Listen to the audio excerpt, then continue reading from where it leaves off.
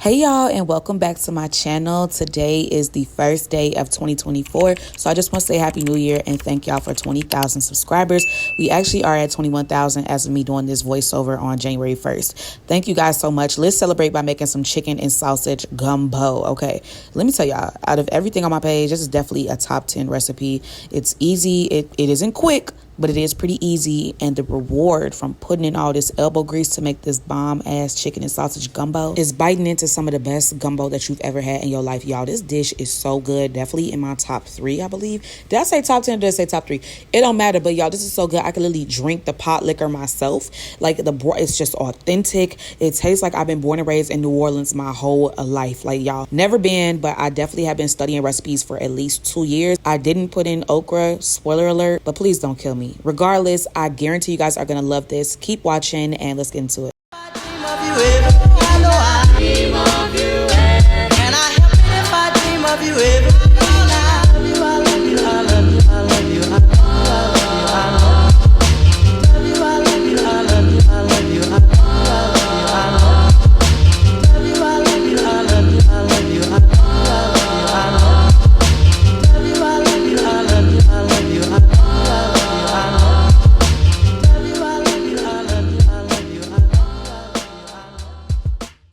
So as always, the ingredients are going to be down below in the description box because y'all know I got you precise measurements and a couple links for collaborations, cookbooks, and different endeavors that I have going on. Shameless plug, I also have a foodie creator course that's launching today.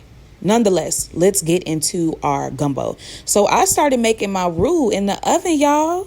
Okay, instead of making it on the stove, I've been making it in the oven, okay? So I do equal parts flour and equal parts oil, and I preheat the oven to 400 degrees Fahrenheit, and I just mix everything in this little disposable aluminum pan and pop it in the oven for about an hour and some change, or until it gets the dark color that I like.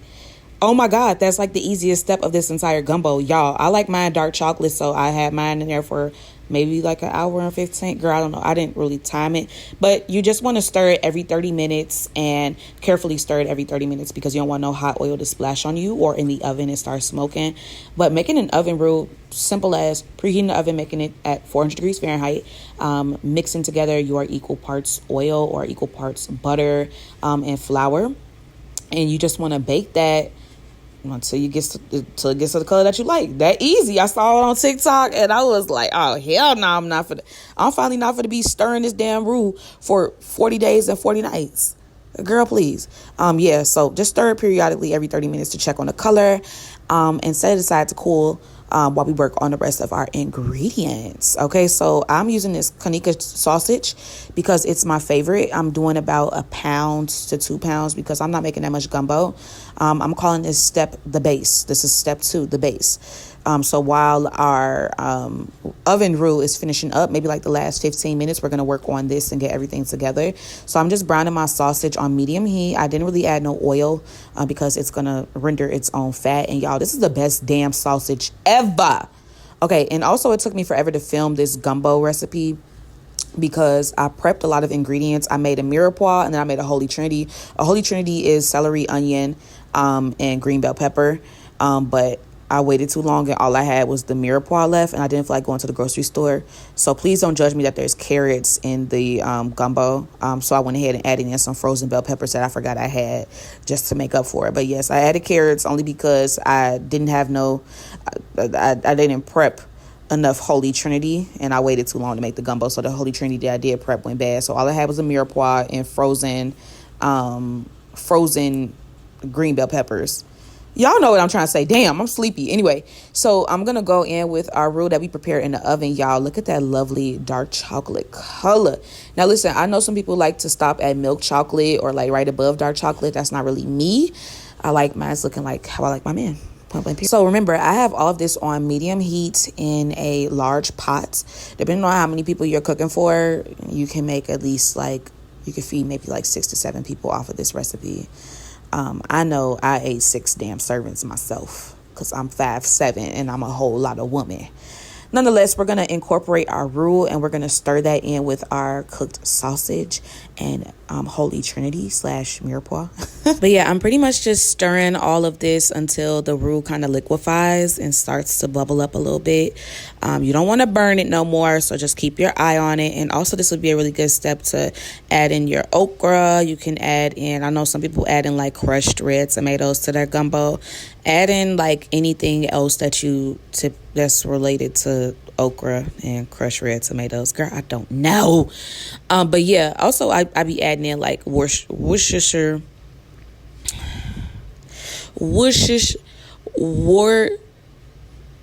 W sauce.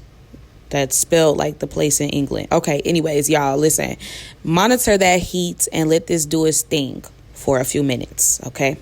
Maybe like 3. Then we're going to go in with some seafood stock or chicken broth. I personally like to use chicken broth, okay? I know a lot of people don't, but I do. I do about maybe like 12 cups of chicken broth. You can even do 16 depending on how big of a pot you're making. Right here you see me adding in the Worcestershire sauce, okay?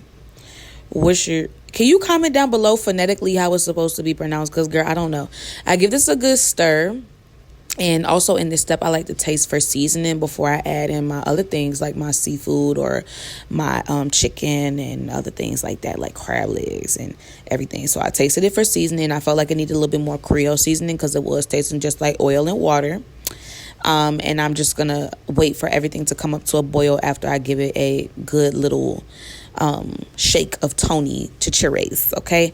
Also went in with some garlic powder, onion powder, and some Italian seasoning. I did that off camera, and I still felt like it was a little bland because, girl, what's going on? Adding some more Creole seasoning. And could we also just give it up for the quality of this camera? I'm using a Sony ZV-10, and it's just doing it for me. I also felt like it needed more W sauce, okay? I'm not trying to pronounce that again. Give everything a good stir, okay? And we're preparing to allow this to simmer for about 2 hours. Now, sometimes I'll season some chicken thighs, like about 2 pounds of chicken thighs, and I'll add those into the pot and let those cook. But today I just decided to do a rotisserie chicken. This is a sad-ass rotisserie chicken from Publix, okay? Camera quality is eating down, though. I highly recommend that you get a rotisserie chicken from either Costco or Sam's Club. If you know, you know. Them damn rotisserie chickens is so worth that $50, $100 a month for that little subscription. Girl, I mean, it's a year. It's annual. Neither here nor there. I'm telling y'all, it's going to have the most juiciest seasoned rotisserie chicken, and it goes the best in every recipe. Costco and Sam's Club. That's why people be lined up waiting for them to line them chickens up. They be lined up to get them rotisserie chickens. They that damn good. Trust me on that. But I don't have a Costco membership no more, so I just went ahead and got it from Publix. So all you see me doing right here is removing like the little twine that goes around the rotisserie chicken, removing the skin and the bones as best as possible. You can save the skin and the bones, like the carcass of the chicken, to make a really flavorful chicken broth.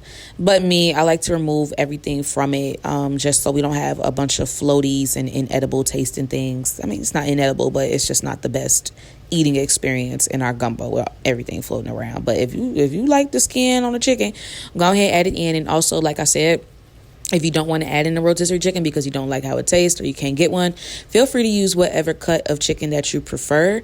You can season it and cook it prior to adding it into your gumbo, or you can just add in the uncooked chicken to your gumbo before you allow it to simmer for 2 hours. That's usually how I do it, but now I started doing the rotisserie chicken just to save time, because I know a lot of people like to save time. So yeah, all you see me doing here is using this super small bowl. I'm missing a fingernail. As I'm doing this voiceover, I do have my nails done again, so praise the Lord. And yeah, all I'm doing is just taking out all the skin. I'm taking out any other things that I don't want in my gumbo. And I'm going to do a video for you guys too on how to make homemade chicken broth. It's so easy, it's so flavorful, and you're most likely not going to go back to eating regular chicken broth, but I personally prefer it better than bouillon. nonetheless. And other things that you can add in, of course, are blue crabs. You can add in king crab. You can add in crawfish tails. I think some people do that in New Orleans. You can even add in collard greens and shrimp. I made gumbo collard greens before, and that just broke the internet. Like, girl, I was getting cussed out, called all different type of names. I was so confused. Everybody in New Orleans had a different story or opinion on whether or not it was a real thing or whether it was an abomination. But I know gumbo collard greens came from Chef Dookie Chase, a renowned chef, culinary, and amazing black woman based in New Orleans. And gumbo collard greens is essentially like making gumbo the regular way, but adding in an odd number of greens. You could do cabbage, different type of mustard, turnip, collards. Some people, I think traditionally her recipe called for lettuce. But yeah, gumbo is pretty much whatever you can put in it because ain't nobody buying your damn groceries. Anyways, 2 hours later, we're going to lift up our lid and peek at this greatness. Y'all, it smells so damn good. I also meant to mention before you allow it to simmer to add in a bay leaf because that's going to balance out all the flavors. And all you see me doing here is giving it a nice good little stir. Okay. So because we're going to have a rotisserie chicken, I decided to add the rotisserie chicken in towards the end. Okay. This is step 3. Final simmer. So in this step, we're going to make sure that all of the seasoning is up to our liking. We're going to add in any remaining proteins. We already got some little sausages floating around, but now would be the perfect step to add in your seafood. So like I said, you could do blue crabs, you can do crawfish. If you're going to do shrimp, I highly recommend adding in your shrimp towards the end. So the shrimp can cook probably like in 1 to 2 minutes because the water is so hot. Shrimp don't take no time. I've even seen people add in, God, I can't think of it. I've seen somebody add in lobster. I don't know if that's right. But they was tearing him up in the comments. And then you also want to go in with your chicken. If you're using shrimp or fully cooked rotisserie chicken, because we don't want it to dry out and get tough, we're going to add that in maybe in the last 5 minutes of simmering.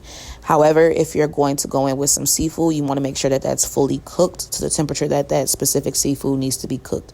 So I typically like to let my seafood boil and cook in the gumbo for at least 20 minutes, depending on what it is that I'm cooking, so I can make sure it's thoroughly cooked and not just cut the heat and cover the lid and allow the gumbo to continue to cook the seafood so we don't get sick. So yeah. And depending on what you add into your gumbo, whether you're going to do a seafood gumbo or you're going to do a chicken and sausage gumbo, would determine what type of broth that you're going to add in that previous step that I showed. So since I'm making a chicken and sausage gumbo and I didn't add no shrimp, I just opted to just do chicken broth. And like I said, it would complement the stew. It would complement the dish better if you use a corresponding broth. So like if you're doing crab legs or lobster or crawfish or things like that, you're definitely going to want to make sure that it's going to have a seafood stock because that just makes sense. So y'all, once again, I'm tasting it off camera. And like I said, there's so many different things that you can add to this gumbo to make it your gumbo, make it the way that you like it. I personally don't like adding okra because I'm not a fan of okra, and that's okay. If that's not traditional gumbo to you, by all means, make the gumbo how you see fit. I just personally don't be having the time to go to the grocery store and weed out some okra for making gumbo because I really just don't care for it like that. And yeah, so in this clip, the final simmer is pretty much going to be the last 10-15 minutes of us cooking down our gumbo, getting the taste of how we want it and letting all these flavors marinate into its thing. In the last step, I cut the heat and I add in some pure ground gumbo filet because this is a gumbo filet recipe. I'm going to sprinkle about a teaspoon of that. And this is just sassafras leaves. I don't really know how to describe the taste. It did remind me a little bit of poultry seasoning, but I'm pretty sure somebody in from New Orleans or Louisiana can describe the taste of gumbo filet better and also describe the significance of it. So by now, by adding in our gumbo filet, it's going to be a natural thickening agent and also help with that authentic gumbo flavor that we're looking for. Ignore them damn carrots. I'm so sorry, y'all. I already told y'all that I ran out of green bell peppers and I only had mirepoix in the fridge, and I really wanted to get this gumbo recipe out the way. But y'all, serving this over some warm white rice, y'all, listen, don't forget, I'm somebody that loves to have rice with my dishes that call for rice, red beans and rice, black eyed peas, smothered chicken and rice. Do not forget to have your rice cooking in that rice cooker or cooking on that stove in the last 20 to 25 minutes of making your gumbo. You can always reheat your rice, but ain't nothing worse than having the main entree done and your rice is not ready. Now look at this camera quality. Please tell me that looks good than a mother sucker, okay? That looks so good. The way the sausage is just glistening. That flavor from the Kanika sausage, a sausage brand that is based in Alabama, is out of this world. I had to give y'all a slow-mo shot because it was that damn good. So I really hope you guys enjoyed this recipe. I put my blood, sweat, and tears into it, and I just love y'all so much. Thank you so much for 20,000 subscribers. I can't wait to show you guys what else I'm having on this channel.